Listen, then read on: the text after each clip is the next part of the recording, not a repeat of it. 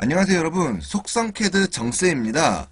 오늘은 치수 기입법에 대한 수업을 진행하겠습니다. 치수는 도면에 표시하는 것 중 가장 중요합니다. 투상이 올바르게 그려져도 보시는 것과 같이 투상은 파이 8파이인데 치수 기입은 파이 10으로 되어 있는 것처럼 치수가 올바르지 못하면 불량이 날 확률이 높아지기 때문입니다. 그래서 치수 기입을 할 때 신중하게 해야 하는데, 치수 기입을 하기 전에 기본 원칙 4가지에 대해서 알려드리겠습니다. 첫 번째로는 물체의 기능과 제작 및 조립 등을 고려하여 필요하다고 생각하는 치수를 명확하게 넣어야 하고, 대상물의 크기와 자세 및 위치를 표시하는데 충분히 기입하며, 필요한 경우 치수에는 허용 공차 및 끼워 맞춘 공차를 넣은 후 대상물의 다듬질 기호를 기입해야 합니다. 두 번째로 치수는 되도록 주투상도에 넣어주고, 관련된 치수는 묶어주며 중복 기입을 피해야 되고, 중복 기입 시 치수에 치수 기호 중 가로를 붙여 참고 치수 표시를 해줘야 합니다. 세 번째로 치수는 대상물에 대한 계산에서 구할 필요가 없도록 기입해야 하고, 치수 기입 시 점 또는 선을 기준으로 하여 기입을 해야 합니다. 네 번째로 치수 간의 간격이 좁을 시에는 화살표 대신 둥근 점으로 표시를 하고, 형상이 반쪽만 있을 경우에는 보이는 반대편에 치수 보조선 및 화살표는 억제해야 합니다.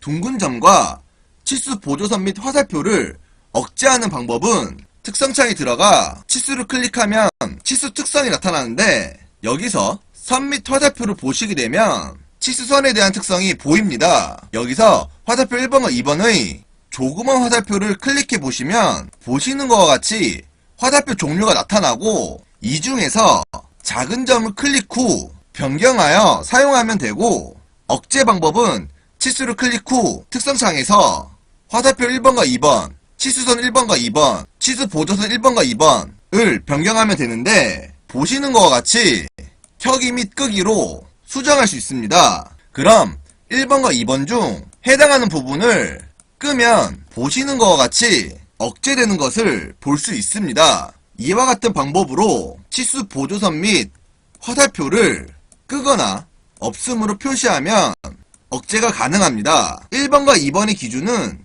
치수를 뽑을 때 첫 번째로 클릭한 점이 1번이고 두 번째로 클릭한 점이 2번입니다. 그래서 치수를 클릭 후에 특성창에서 화살표 1번은 작은 점으로 변경하고 화살표 2번은 상자 채움으로 변경한 후에 치수를 보게 되면 보시는 것과 같이 첫 번째 점은 작은 점으로 변경됐고 두 번째 점은 상자 채움으로 변경된 것을 보실 수 있습니다. 다음으로 치수 기호에 대한 설명을 드리겠습니다. 치수 기호에는 보시는 것과 같이 기본적으로 자주 사용하는 9가지가 있으며, 첫 번째로 지름은 파이라고 읽고, 기호는 이렇게 표시를 하며 대상물의 지름을 표시할 때 사용합니다. 두 번째로 반지름은 R이라고 표시를 하며, 기호는 알파벳 R이고 대상물의 반지름을 표시할 때 사용합니다. 세 번째로 못따기는 C라고 읽고 알파벳 C를 기호로 사용하며 대상물의 45도 못따기를 표시할 때 사용합니다. 네 번째로 구의 지름은 S파이라고 읽고 기호는 알파벳 S와 파이를 합쳐서 사용하며 구의 지름을 표시할 때 사용합니다. 다섯 번째로 구의 반지름은 SR이라고 읽고 기호는 알파벳 S와 알파벳 R을 합쳐서 사용하며 대상물의 구의 반지름을 표시할 때 사용합니다. 여섯 번째로 정사각형은 사각이라 읽고 기호는 이렇게 표시를 하며 대상물이 정사각형일 때 사용합니다. 일곱 번째로 판의 두께는 T라고 읽고 알파벳 소문자 T를 기호로 사용하며 대상물의 두께를 표시합니다. 여덟 번째로 참고치수는 가로라고 읽고 기호는 이렇게 표시를 하며 중복치수 기입 시 사용합니다. 아홉 번째로 이론적으로 정확한 치수는 테두리라고 읽고 기호는 이렇게 사용하며 이론적으로 정확한 치수에 사용합니다. 첫 번째 지름 사용 방법은 선형 치수에 문자 편집으로 들어가 %%C를 붙이게 되면 파이로 변경되고, 원에는 딤 디아메트를 사용하시면 파이 치수를 얻을 수 있습니다. 두 번째로 반지름은 딤 라디우스를 사용하여 반지름 치수를 얻을 수 있습니다. 세 번째 못따기는 지지선을 뽑아서 표시하면 되고 의미는 이거와 같습니다. 네 번째로 구의 지름은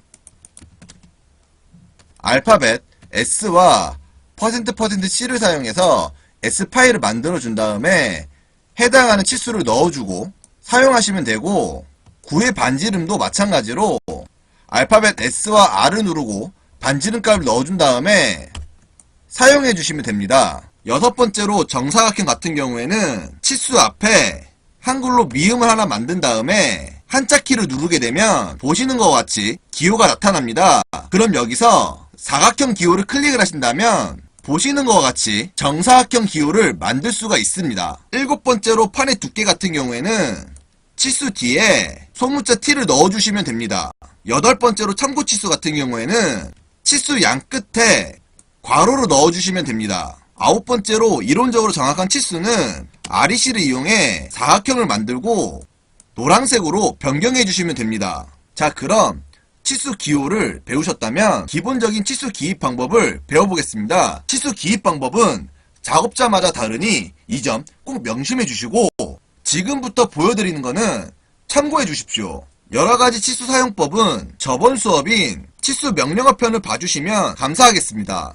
첫 번째 치수 기입은 절삭 가공 방법에 따라 치수를 기입하는 방법입니다. 대표적인 절삭 가공 방법으로 밀링과 선반이 있는데, 밀링 가공법 같은 경우 플레이트 가공 및 블록 가공에 사용되며 기본적으로 원점을 좌측 상단 꼭지점으로 잡고 치수를 넣습니다.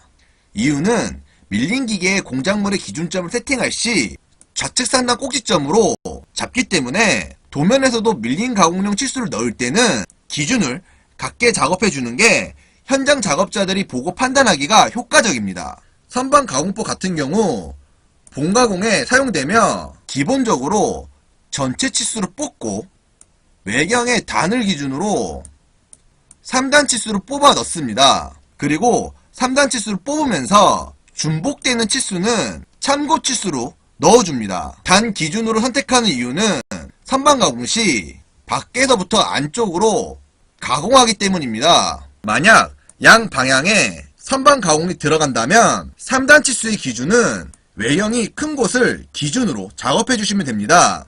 이유는 소재 사이즈와 가장 근접하기 때문입니다. 두 번째 치수 기입은 같은 간격의 치수를 넣는 방법입니다. 같은 간격의 치수는 전체 치수를 넣어주고 원점에서의 기준 치수를 넣어준 후 간격과 간격을 나타내는 피치 치수를 넣어주고 기준 치수에서 마지막 치수까지 넣어준 다음에 문자 편집으로 들어가 가로를 만들고 가로 안에 피치를 넣어주고 첫 번째를 제외한 나머지를 피치 뒤에 곱하기를 붙이고 넣어준 다음 등호 표시를 해주고 나간다면 치수 기입에 있어 중복된 치수를 넣어 번잡하게 보이는 것보다 훨씬 정리되게 보임으로써 깔끔한 도면 작업이 가능해집니다. 표시 방법은 작업자마다 다르기 때문에 참고해서 사용해 주시면 됩니다. 그리고 이렇게 사용을 안 할 시에는 직렬 치수 기입 방법과 병렬 치수 기입 방법을 이용하여 기입해도 됩니다. 상황에 맞게 적절히 사용해 주십시오. 세 번째 치수 기입은 지시선을 사용해서 넣는 방법입니다. 지시선 같은 경우 구멍 치수 및 지시할 내용이 있을 때 자주 사용하는 기입 방법입니다. 지시선은 보시는 것과 같이 투상의 지시를 한 후 그에 해당하는 내용을 기입해 주면 되고, 알파벳 L, E를 누른 다음에 엔터를 치고 지시할 투상을 클릭한 다음에 치수 보조선을 빼고 클릭 후 다음 점 지정을 무시하고 엔터를 친 후 문자 폭 또한 무시를 하고 엔터를 쳐줍니다. 그 다음에 여러 줄 문자를 쓰라고 하는데 원하는 문자를 쓰고 엔터를 2번 눌러주신다면 보시는 것과 같이 지시선을 활용한 치수를 얻을 수 있습니다.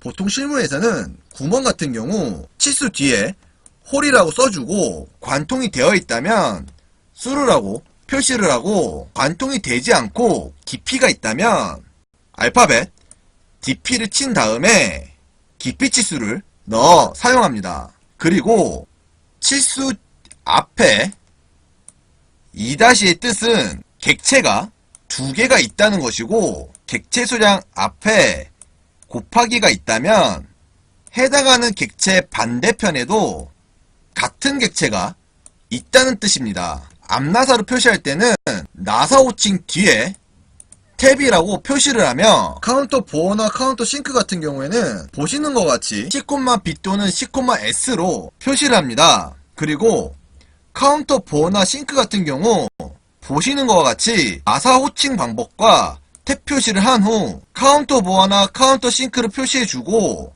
DP를 알려준 다음에 사용하는 곳도 있으니 참고하셔서 작업해 주시면 됩니다.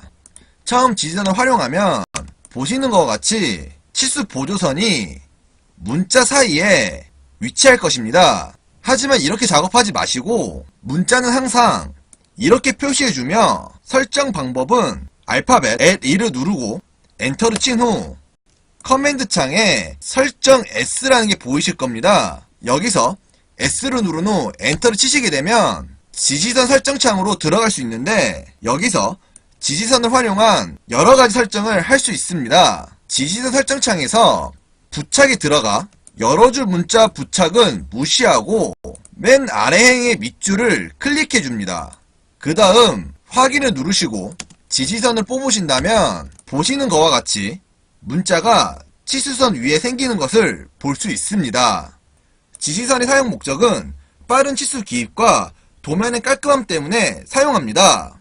예로 들어서 일반적으로 카운터 보어에 치수를 넣을 때 단면한 투상도에 큰 지름, 작은 지름, 깊이 이렇게 3개를 넣어주어야 하지만, 지시선 같은 경우 단면을 하지 않더라도 한 줄 또는 2줄로 표현을 할 수 있기 때문에 도면이 깔끔해지고 빠른 치수 기입이 가능한 것입니다. 자, 이렇게 해서 치수 기입의 기본 원칙 4가지와 치수 기호 및 치수 기입 방법 3가지를 배우셨습니다. 자격증을 준비하신 분들은 여러가지 과제를 통해 충분한 실습을 꼭 하셔서 효과적으로 작업 시간을 잘 나누시기 바랍니다. 여러분, CAD는 충분한 반복 수달이 꼭 필요합니다. 속성 CAD가 마음에 드셨다면 구독과 좋아요를 부탁드립니다. 이상으로 수업을 마치도록 하겠습니다. 감사합니다.